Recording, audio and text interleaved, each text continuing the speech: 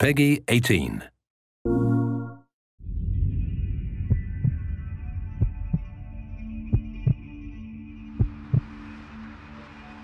So Detroit is a neo-noir thriller taking place in the near future, where we are going to be in the shoes of three androids who will fight for freedom.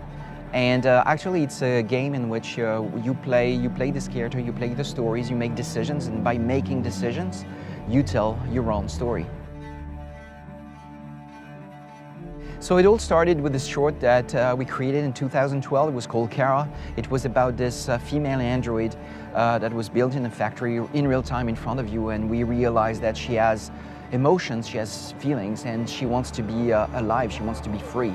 And at the end of the short, she leaves the factory and we don't really know what happens to her. I was still haunted by this character and what happens to Kara when she leaves the factory.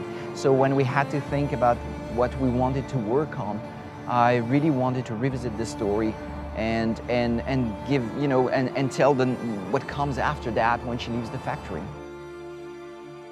If the Android industry had to settle somewhere in the world today, it would probably be in Detroit because of this great past, but also because there are a lot of empty factories, there's a lot of space. For me, the story had to be grounded in the real world, so I absolutely wanted a real city. And honestly, I didn't have a list of cities, it was really Detroit and that was it.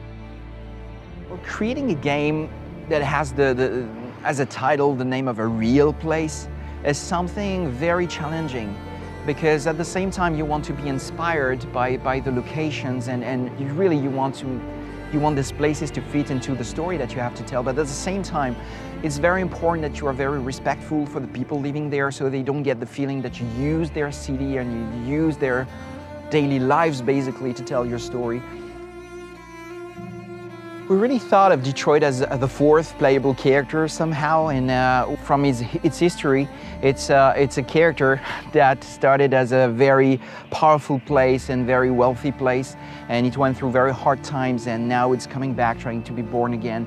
So in the game, what we're trying to do is really to make this character alive somehow and not have a static background, but rather have a character that would evolve and change through the story. So at the beginning, you can see a sunny version of Detroit somehow, and then it becomes rainy, and then it's really pouring rain and becomes darker and darker before snow arrives and snow covers everything near the end.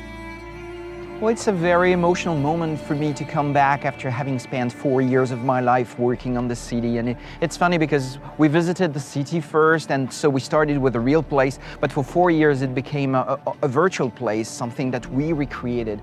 And coming back after 4 years and seeing the real place again is really an interesting experience, very, very moving experience for me. For the players.